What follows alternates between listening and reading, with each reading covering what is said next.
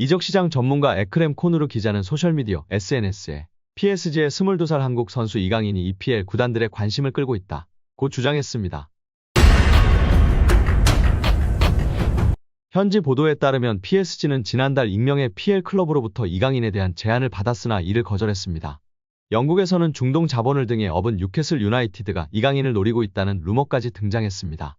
그러나 PSG가 이강인을 팔지 않겠다고 선을 그으면서 이강인의 이적설은 루머에 그쳤습니다. 이어 김민재의 전 소속팀인 나폴리도 이강인과 연결됐습니다. PSG가 음바페의 대체자로 빅터 오시멘을 영입하려고 하는데 오시멘의 이적료가 워낙 비싸니 나폴리 측에서 먼저 지불 구조를 이적료와 선수로 바꿀 것을 제안했다는 내용이었습니다. 이 과정에서 나폴리는 PSG가 내놓을 트레이드 카드로 이강인을 지목했는데 PSG가 곧바로 협상을 접었습니다. 젊은 선수들을 중심으로 팀을 개편할 계획을 세운 PSG의 플랜에서 이강인이 어떤 입지를 갖고 있는지 알 수 있는 대목이었습니다. 최근에는 사우디아라비아에서 이강인에게 관심을 보이고 있다는 소식도 전해졌습니다. 심지어 일부 사우디아라비아 클럽들은 이강인을 리그 최고 연봉자로 만들 생각도 갖고 있다는 보도였습니다. 프랑스 매체 풋메르카토의 산티 아우나는 일부 사우디아라비아 클럽들이 이강인을 영입하기 위해 PSG와 이강인에게 초대형 제안을 건넬 준비를 하고 있다며 상황을 지켜봐야 한다고 했습니다. 현재 사우디아라비아에서 뛰는 선수들 중 가장 높은 연봉을 받는 선수는 세계적인 슈퍼스타 크리스티아누 호날두로 만약 이강인이 이 제안을 수락할 경우 호날두가 받는 2억 유로 약 2,982억 원 수준의 연봉을 받을 수 있을 전망이지만 이제 막 B클럽에서 도전을 시작한 이강인이 사우디아라비아의 제안을 받아들일 것인지는 미지수입니다. 또한 엘리케 감독은 이강인을 향한 칭찬을 아끼지 않았었는데요. 나는 스페인 프리메라리가에 있을 때부터 이강인을 알고 있었다. 이강인은 무언가 다르다. 아주 특별한 선수다. 이강인은 미드필더와 공격수를 모두 소화할 수 있다. 우리 방식이 아주 잘 맞고 공이 있을 때나 없을 때나 영리하다. 다재다능하고 체력적으로 강하며 기술까지 뛰어나다. 나는 이강인과 함께할 수 있어 아주 기쁘다고 극찬했었습니다. 여기에 이강인이 올 시즌 파리 생제르맹에서 깜짝 놀랄 활약을 펼칠 선수가 될 거라는 현지 매체 전망이 나오며 화제입니다. 프랑스 매체 르텐스포츠는 PSG, 루이스 엘리케의 새로운 놀라움, 지난 시즌 비티냐, 브래들리 바르콜라와 같은 몇몇 PSG 선수들은 엘리케 감독 지휘 아래 완전히 폭발했다. 이번 시즌 엘리케가 다시 어린 선수 중 하나를 크게 향상시킬 수 있을까? 나는 이강인이 올 시즌 놀라운 활약을 펼칠 가능성이 있다고 전했습니다. 매체는 PSG가 이렇게 젊었던 적은 없었을 것이다. 유럽 축구 연맹 챔피언스리그에 참가한 PSG는 활력이 넘치며 무엇보다도 유망한 팀으로 구성됐다. 지난 시즌 엘리케가 부임한 후 일부 선수들은 급격한 성장을 경험했다면서 이강인이 폭발할까? 프랑스 수도에서 소심한 첫 시즌을 보낸 이강인은 일관성과 통계를 볼 때 PSG가 마요르카에서 그를 영입하기 위해 2,200만 유로 약 326억 원을 지출한 것이 옳았다는 걸 증명할 수 있다고 설명했습니다. 이어 경기에서 능숙하고 지난 시즌보다 더 많은 주도권을 잡을 수 있는 능력을 갖춘 이강인은 올 시즌 PSG에서 깜짝 놀랄 만한 선수가 될 수 있다고 올 시즌 PSG에서 가장 주목할 만한 선수라고 강조했습니다. 파리 생제르맹에 성공적으로 연착륙했다고 평가받는 이강인이 개인 최고 몸값을 경신했습니다. 시장 가치를 책정하는 트랜스퍼마크트가 8일 업데이트한 프랑스 리그앙 선수 시장 가치에서 이강인은 2,500만 유로로 평가받았습니다. 지난해 12월 2,200만 유로에서 300만 유로가 오른 금액입니다. 지난 니스와 경기에서도 빛났는데요. 팀이 0대1로 끌려가자 루이스 엘리케 감독은 후반 시작과 함께 이강인을 교체 투입했습니다. 축구 통계 매체 풋몹에 따르면 이날 이강인은 평점 7.2점을 받았으며 태클 성공률 100%를 자랑했다. 또한 패스 성공률은 91%였으며 이번에 기회를 창출했습니다. 준수한 활약에 현지 팬들의 극찬이 이어졌습니다. PSG 팬들은 이강인을 선발로 써야 한다. 그는 이번 시즌 초반 최고의 PSG 선수다라는 등 찬사를 쏟아냈습니다. 이강인의 가치는 이날 경기에서만 한정되지 않는데요.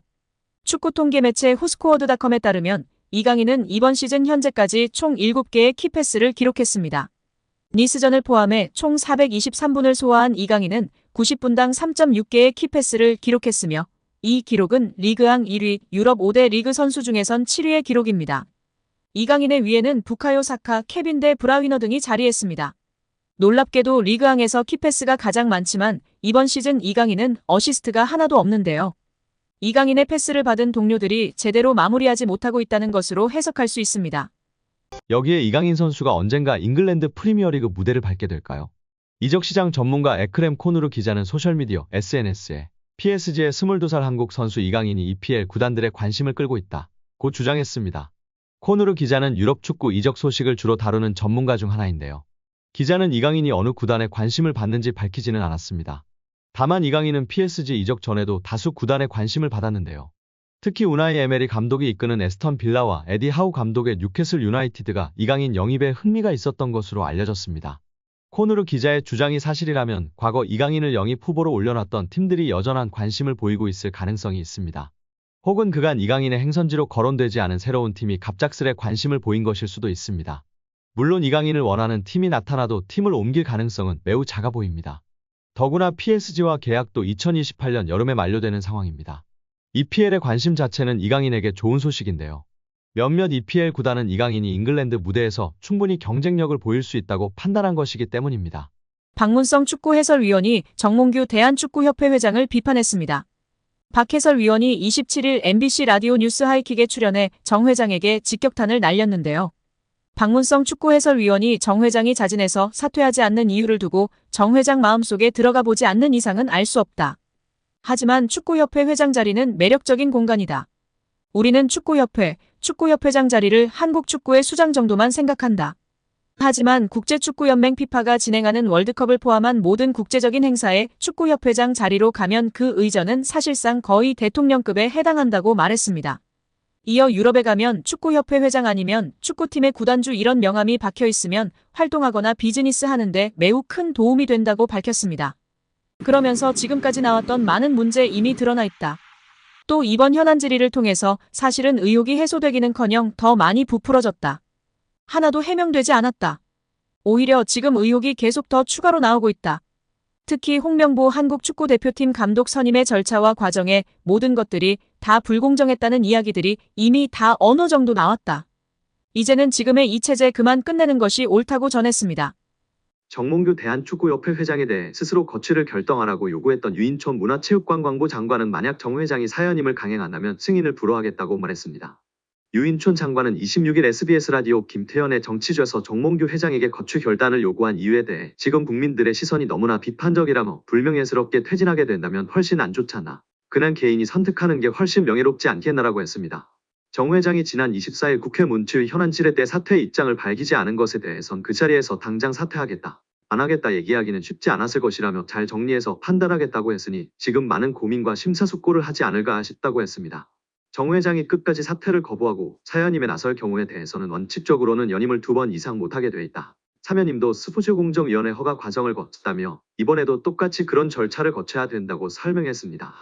이어 그래서 저희들이 공정위에 이 부분을 시정해달라고 권고한 상태라며 그 권고를 안 받아들이면 다시 한번 시정명령을 하고 그래도 안 되면 선거 끝난 뒤 만약에 투표보 연임이 결정이 된다고 하더라도 승인을 안 하는 절차까지 갈 생각이라고 했습니다.